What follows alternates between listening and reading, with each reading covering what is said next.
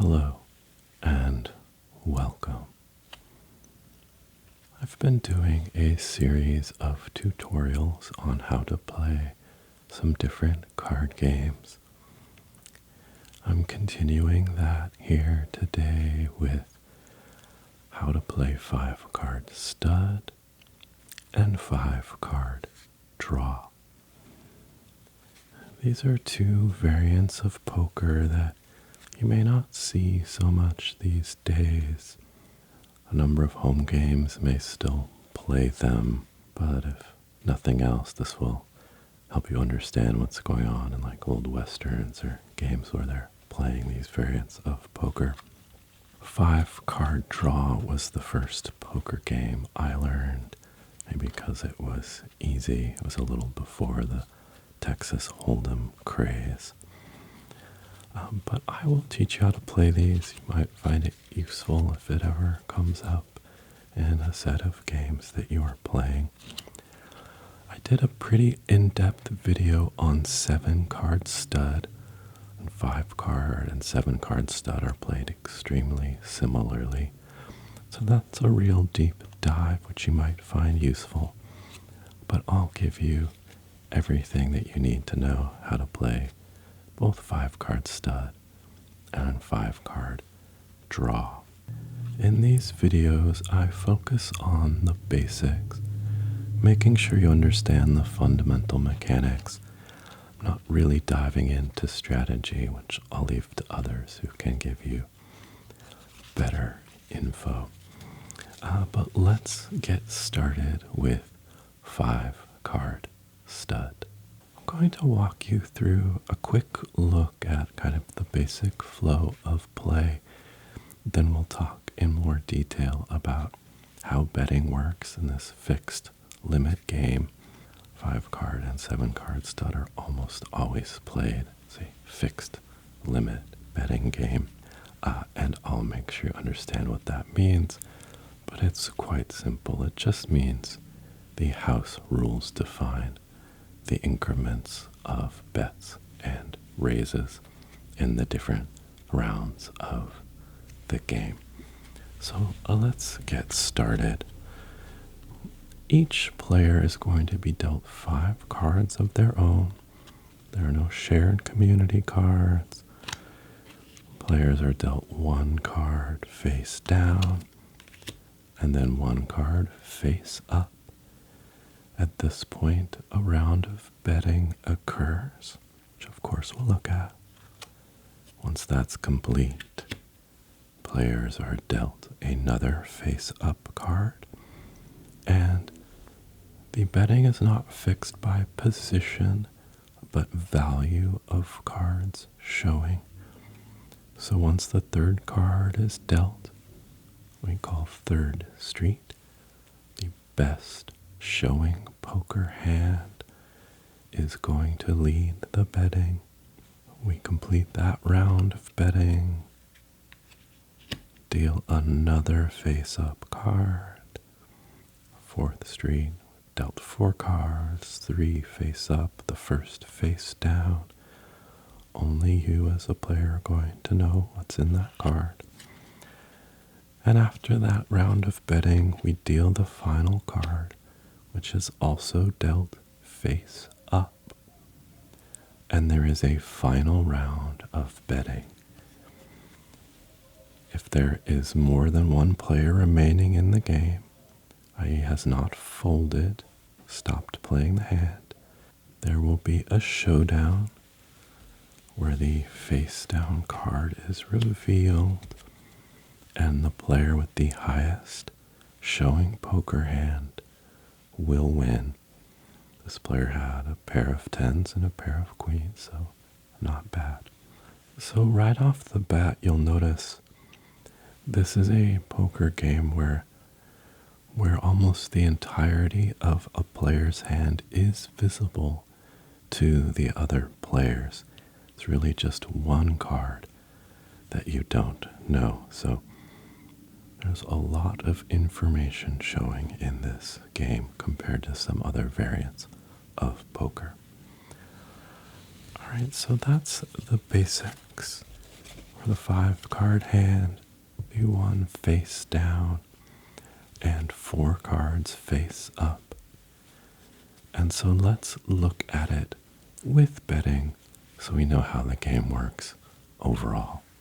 As I said, the game is played with a limit betting structure, fixed limit, and this defines what players can bet in a given round.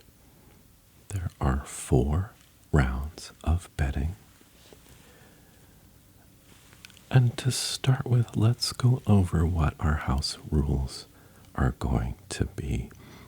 And I'm going to say it is a $10, $20 limit game. So that means the small bet is going to be $10. So in the first couple rounds of betting, you will bet $10, and if you want to raise, that will be $10 on top of that. And we'll show this as examples as we go through a hand next. Now, before you get into the betting, everyone is going to ante, and we're going to say our ante is $1. So to get dealt a hand, you'll have to ante up. So we'll have 3 players pay in. I'll deal out 3 hands. So each player is going to ante that $1. And there's one other value which we call the bring in. I'm going to say that amount is $5. It is half the value of our small bet. So the bring in is a mandatory first bet that gets the betting action started in a game of stud. All right, so $1 ante, a $5 bring in, $10 for the small bet, and our big bet, 20. Okay, so now we know the values we're working with. This is for our $10, $20 limit game. Let's play the hand, and I'll walk you through that betting process, okay? So we start by dealing each player a face down card. And then we deal each player a face up card. Ace of diamonds, ace of clubs, 7 of spades. This face up card in the game of stud is called a door card. Now, after we've dealt the first 2 cards, one face down, one face up, we have our first round of betting, and that round is started by the player with the lowest door card, the lowest showing face up card. Here it's the 7, as both players over here have aces. So this player is going to start the bidding. In the event of a tie, it is broken by suit. Spades are the highest suit, then hearts, diamonds, and finally clubs is the weakest. So if it were these 2 players, low card here is the ace of clubs. But this one has the 7, so they'll start. Now this player has the responsibility of the bring-in, which in our game is $5. They must make that minimum bet to start things off. So they would have to put in 5. Now this player can call, which means to match the bet, or they can match the bet in this and then raise. In this first round, that means they could bet 10. Now this player has the option, if they would like, to not bet the minimum, but rather bet the limit amount, which in this first round of betting is the lower value. Remember, we're playing 10-20, lower value is 10, so they could choose to bet 10. It's effectively a raise from 5 up to 10. Then the betting would go around the table, would pass to this player, who must match this bet, which is called calling, or they can fold if they don't wish to bet.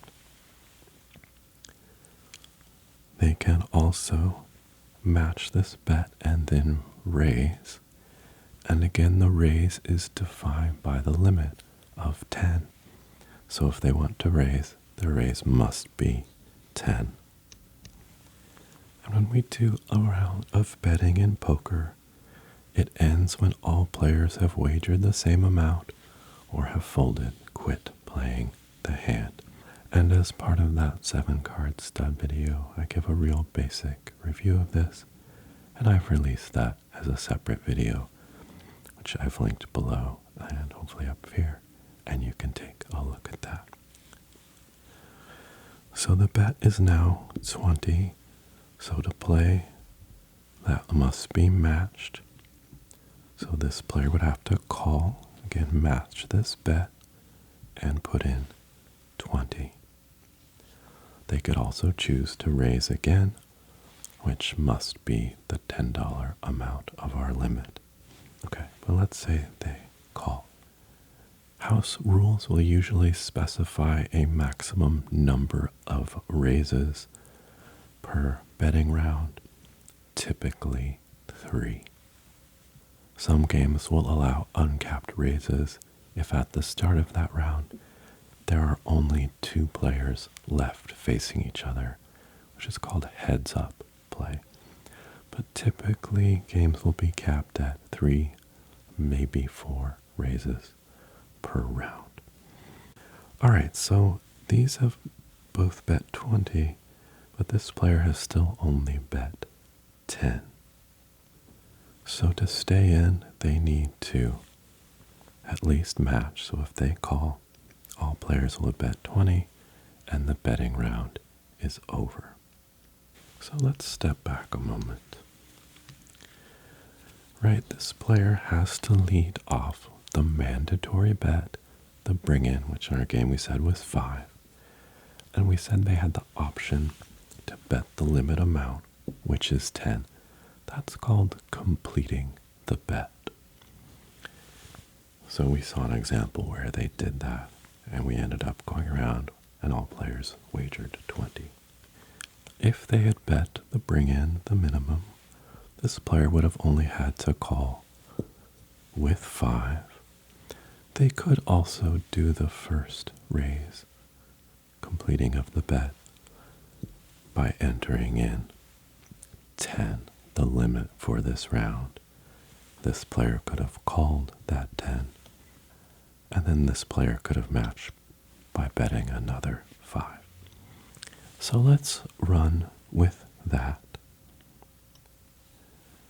Probably a pretty typical hand to see that. So each player's bet 10.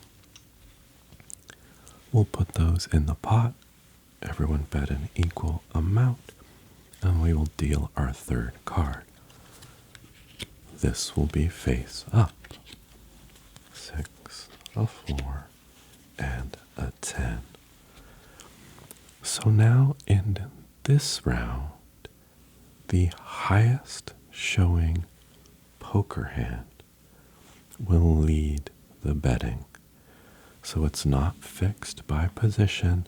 It will move around based on who has the best showing hand. Now there's no pairs here, so at the moment, the highest showing hand is high card with the ace of diamonds. Remember we looked at that tiebreaker by suit. And the suit rankings really only matter for the purposes of determining betting.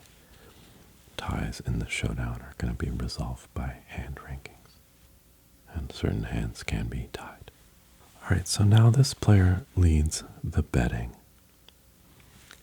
And again, in this round, we use the small bet value, $10, for bets and raises, with one exception.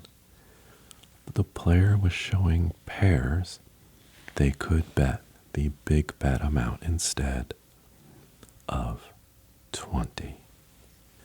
So this player starts the betting, and they have an additional option in this round. In the previous round, there was a mandatory bring in. So there was a wager entered, and then once a wager is entered, players must equal or raise on top of that to keep playing. With no required bet here, this player can choose to check. And all that means is they're not going to put any money in, they'll stay in the hand and wait and see what other players do. And as long as no bet is entered, players have that option to check, to stay in without adding more money.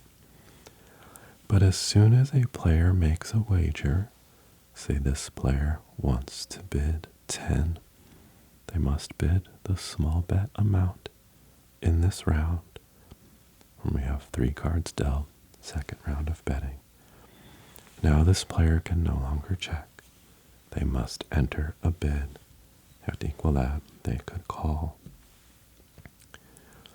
And this player, while they check, they will also call. They could raise or they could fold.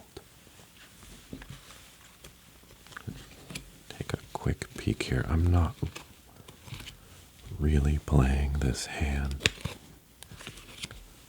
We're just doing examples here, but just get a feel for what's out there. All right, so each bet 10, we can move on to the next round.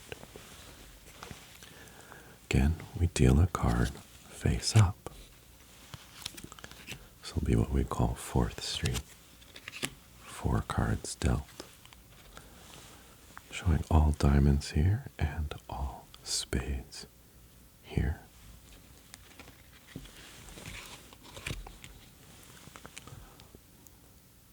Looks like potential for flush, all of the same suit, but remember there's only one extra card going to be in play, so you don't have any extra swings at it like you do in a 7-card stud game or a hold'em game when you're going to have more than 5 cards to choose from. All right, again, highest showing poker hand is the ace high, so they will lead the betting. Now, at this point, with 4 cards dealt, and it being our 3rd round of betting, players must make bets of the big bet value, the $20 limit in our game. So they'll bid that 20.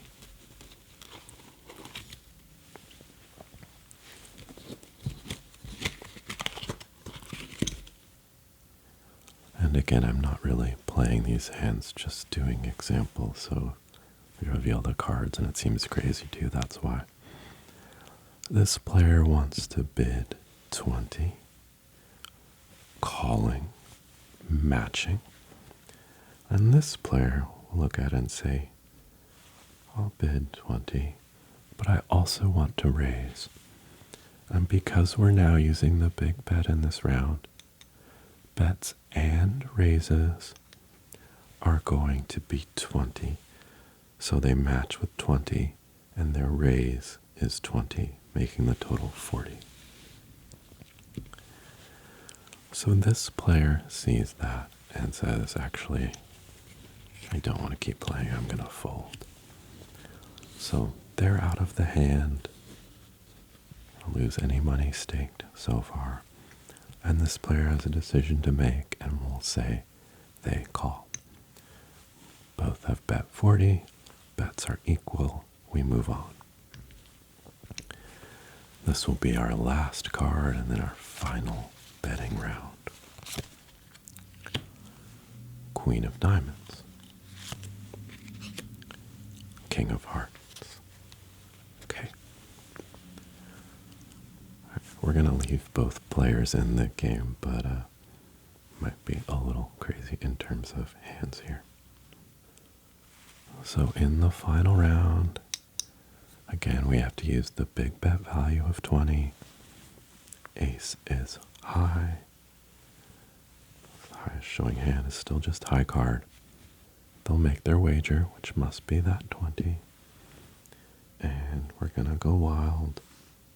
This player will bid 20 and raise. It must be 20, so up to 40. This player will call. Both players have bet the 40. They're still in the game, so we go to a showdown where we see who wins. All right, a 6. Ace is the high card there. And here, no hand either. King high card. So this player wins the pot. Now, I recognize this is a crazy demonstration. Unlikely either player would have bet all the way to the finish here with these hands, but just wanted to show you the mechanics of the game, how betting works. First 2 rounds we use the small bet. The second 2 we use the big bet value when making bets or raises. In that second betting round, the big bet can be used if pairs are showing. But otherwise, the first 2 betting rounds always use the small bet for when a player makes a wager or for the raise value. All right, so that is 5 card stud. 1 card face down and then 4 face up. Everyone wagering based on what that face card down is going to be. And it's usually played as a fixed limit game like that, where the betting limits are defined by the house rules. So that is 5 card stud. A pretty straightforward game, not too complicated. So now let's have a look at 5 card draw. In a game like stud, the dealer deals out cards in a specifically defined way. Players have no real agency over getting cards. All of their actions are centered around how they want to bet based on the cards they receive. What makes 5 card draw pretty different from that is players are dealt 5 cards up front. They look at their hand, and then they may choose to get additional cards by exchanging ones from their hand. So I could discard 1 card from my hand and ask for another from the dealer in an attempt at creating a better hand. And so with that draw, I was able to get an additional queen and end up with a pair of queens. So players have more choice over the hand that they're trying to play for. Different than games like Stud or Texas Hold'em. So let's look at how it is played. And this is a much more open-ended game in terms of how people play it. There's a number of variants. Stud games are pretty much always played as fixed limit games. You might play no limit, you might play the limit. There's also pot limit, which is the max of a given raise is limited by the total value currently in the pot. And it also might be played like we just saw with antes, or it might be played using blinds, which are like that minimum bring in stud, define values that players must bet in order to start the action. And so let's just do an example of 5-card draw. We'll do 4 players so we can get, we'll do a little blind and a big blind in there. Okay? We'll just take a look at how that plays out. So let's just, for our example, say 5 and 10. So the small blind sitting to the left of the dealer will put in 10, and the big blind, the small blind is going to put in 5. The big blind is going to put in 10. We'll have 2 other players. All right, so now we're going to deal the 5 cards. And they're called blinds because they're made before the cards are dealt. They're not influenced at all by what cards you get. Let's deal a 2nd card to everyone, 3rd card to everyone, 4th card, and finally we give everyone a 5th card. And again, the object of the game is to win by having the highest poker hand at the end if there's more than one player still playing, or you also win if all other players fold during the course of the hand and you're the last one standing. All right, so after the draw, players are going to look at their hands.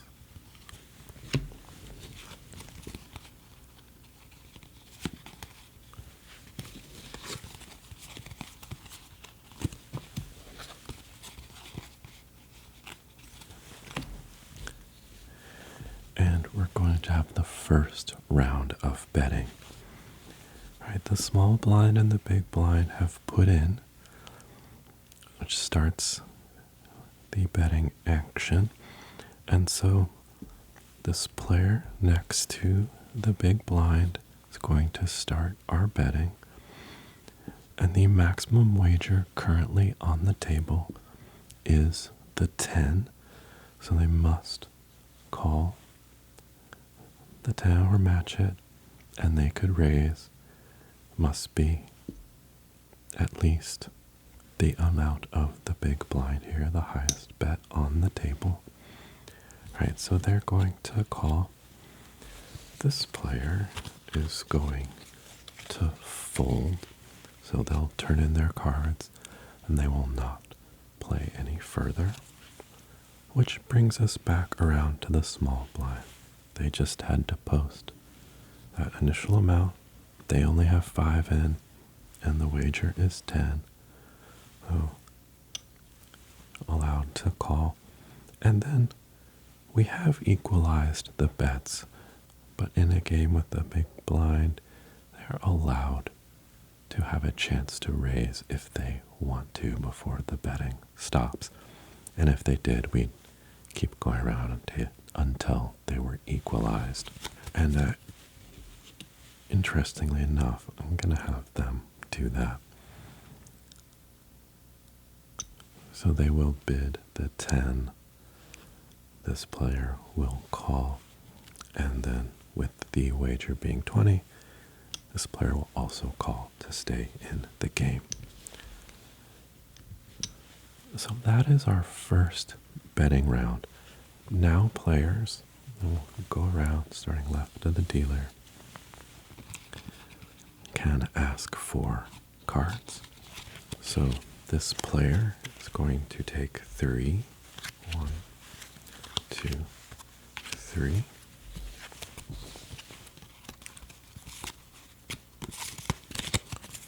Okay. So this player will request 2.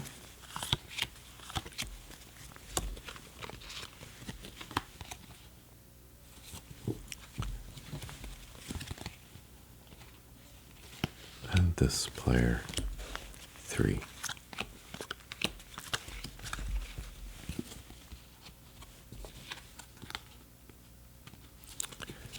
this player folded. So now players know what their final hands are going to be, and they will bet accordingly. One note on the draw, though. House rules are going to vary on this, but pretty much everywhere there is a limit. You can only request 3 cards. Many places will allow you to draw 4 if you're holding an ace. In a game with wild cards, that may also apply to holding a wild card. But again, rules can vary a lot in terms of how people play that. I'm going to finish this hand and let's talk about a couple more caveats there. Now for this round of betting, it's going to start at the small blind or whoever going around clockwise closest to them who's still in the game. So if the small blind had folded, the big blind would start the betting in this round. But this player is still in the game. They're going to bid 10. Some games may have a higher minimum bet in the second round, like we were looking at with the limit in stud, where it went up after a couple rounds. But just for example purposes, this player will bid 10. This player is going to bid 10 and raise up to 20. This player is going to fold. They didn't want to bet. This player is going to match that, and then they'll raise by 20. So we have 40 on the table here. And this player is going to call. All right, so now we have the showdown. This player had our last raise. They reveal pair of aces. And this player has 3 10s, beating the pair of aces, so they would take the pot. So a pretty simple game. 2 rounds of betting, one after you receive your cards, the second round after players have had a chance to draw new cards for their hand. And those still in the game reveal their hands. The best poker hand wins. Now, I mentioned a couple caveats on drawing cards. I said it's a pretty common rule that players are allowed to draw 4 if they're, say, holding an ace. But more serious games often will not deal a player. So a player was holding an ace, requested to draw 4 cards. Many establishments won't just deal them 4 cards straight up. They will go around. They will deal 3, then go around the table and deal that 4th card, just protecting the integrity of the game and the deck. If you have a lot of players, you might also run out of cards. In that case, what typically happens is the folded cards are going to be reshuffled and distributed. So pretty simple. We played with a small blind and a big blind. It could just start with an ante to kick things off, and then deal cards, and player to the left of the dealer will start the betting. But you deal 5 cards. Players will look at their hand, place a bet if they wish, draw cards going in order. You can request up to 3. Again, most games can request 4 if you're holding an ace. They'll get their new hand, another round of betting, and those left reveal their hands. Pair of tens.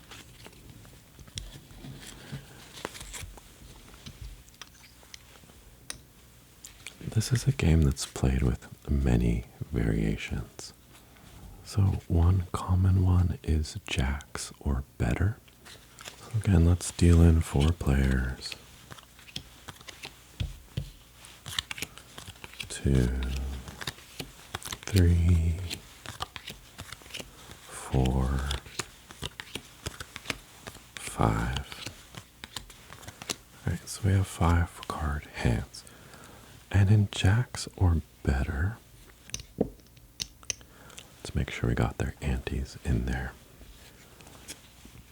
And since we're not playing with blinds, we're just going to start left of the dealer here. Now, in jacks or better, to start the bidding, a player has to be holding a pair of jacks or a better poker hand than that. You could have 2 pair, 3 of a kind of, like say, a 7 lower than jack, but as long as the poker hand is better than a pair of tens, so a pair of jacks or a better poker hand than that, a higher poker hand, that player can start the bidding. So this player had nothing. This player has a pair of 7s. Not good enough. It's not jacks or better. So they can't bid yet either. This player has a jack, but nothing else. Again, no bids possible. Alright, this player has 8, 9, 10, king, and 5. But no pair of jacks. Well, what do we do? Well, if someone had had a better poker hand than a pair of tens, they could have put in a bid, and then the game works the same as before. Players who don't have the pair of jacks can then bid normally at that point. Okay? So how this is handled is you leave whatever's in the pot, in this case our ante, and the deal is given to the next player, and you deal a new hand. So now we have a new dealer, and it is a new hand, so players need to ante, or 4 players putting in. So we weren't able to play a round, and now our initial pot is higher as we deal out this new hand. So 1, 2, 3, 4, 5.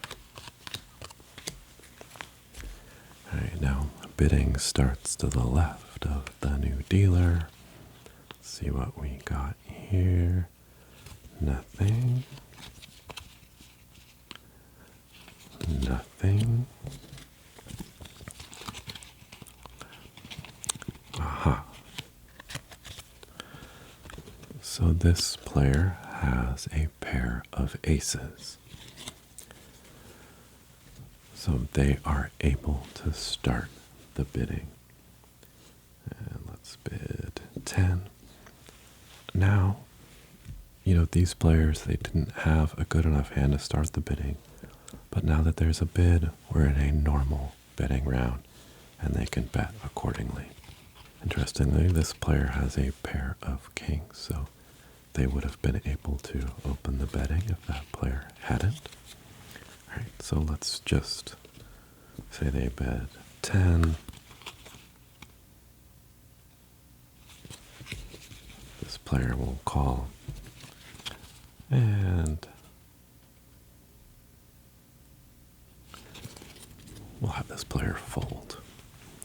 Okay, so back around, bets are equalized, this player had jacks or better, we can keep going.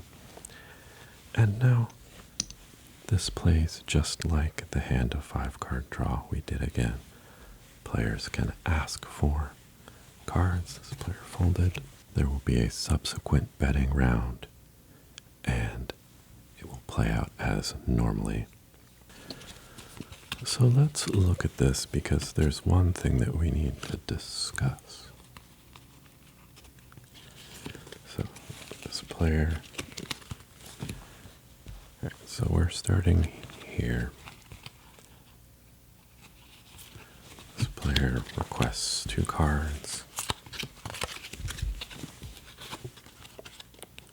Okay. This player requests 3 cards.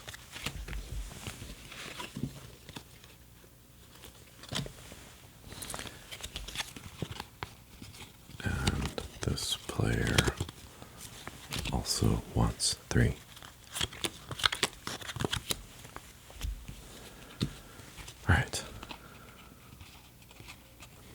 All right. So now we have our final betting round.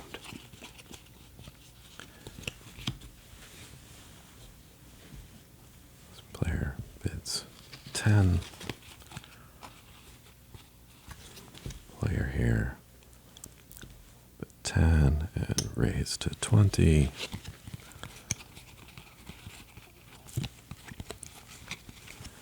And this player will call. And let's just play all 3 hands. This player will also call. So, everyone's bid. This player shows they have 2 pair of kings. And this player just had a pair of 10s. So, player with 2 pair takes the pot. Now, this player opened the bidding, they had the pair of aces.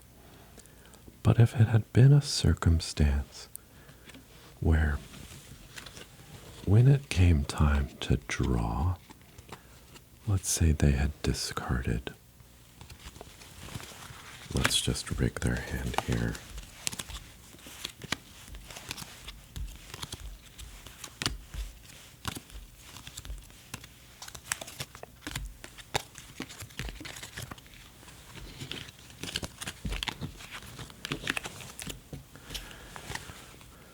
So let's say this was their hand, right? They have the pair of aces allowing them to open the betting, but they're sitting on a potential flush of diamonds. They are allowed, even though they needed the pair to start the bidding. This player could discard this ace on the draw and ask for 1 card, hoping to get that flush. Now here they didn't get it. But if they happen to draw, right, they would have hit on their flush. It would be a very good hand. They would win. However, when they put this ace down, it needs to be announced. And this is called splitting the opener. And you should set that discarded card aside. Because when we get to the showdown, they would have won here with this flush. But we don't see, and knowing that they drew a card, we don't see that they had the qualifying hand of jacks or better. So they need to be able to prove that they did have that. That's why we say set this aside and had it called out. If they had made a mistake or falsely represented, they would lose, and then the best remaining hand would win, in which case this pair of kings. This is true even if they won by everyone else folding. They still need to prove at the end. They don't have to show their whole hand. They just have to show enough. For instance, if they don't want to reveal their betting and bluffing strategy, they need to show enough of their hand to prove that they were qualified to make that initial bet. So it's one little catch there, to be diligent about proving that you have the qualifying hand in a jacks or better game.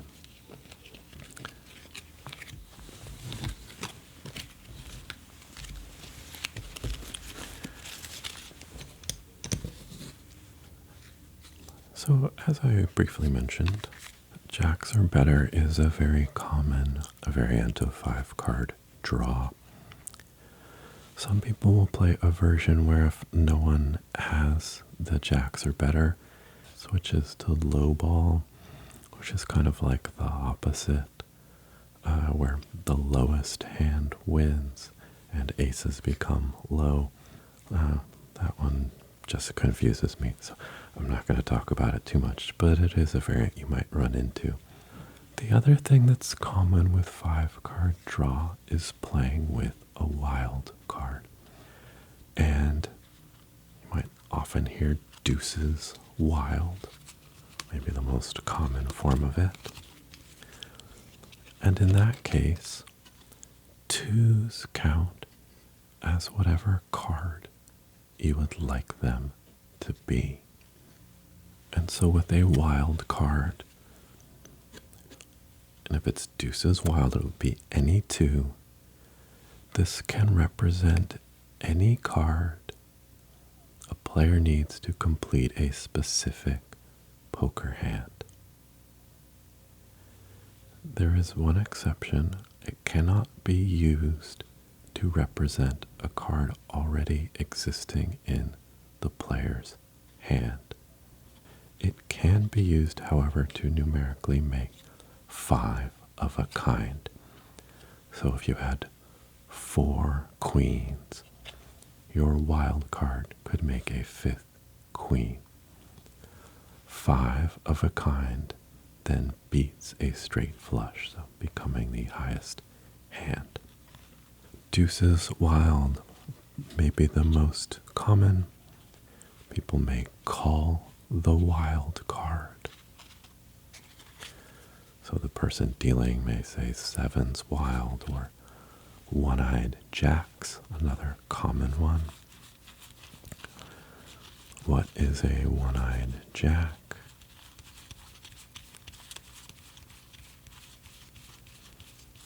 So we reveal there are no jacks in this deck. I've been cheating. So there are 2 ways jacks are represented on playing cards.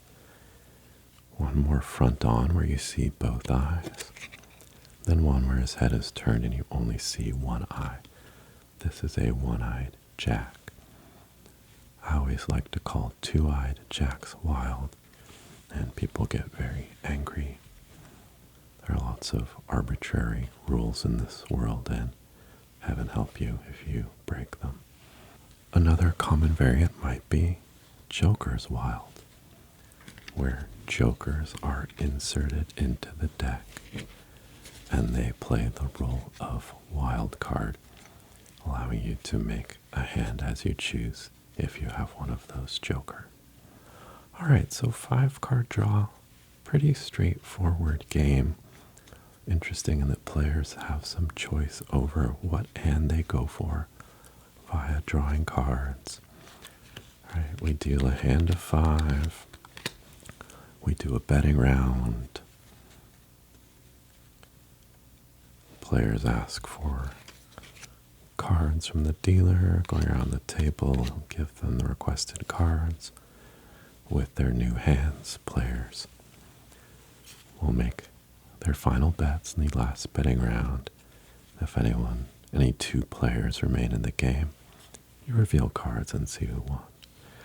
You don't have to draw. It's called standing pat if you want to keep the cards that you already have.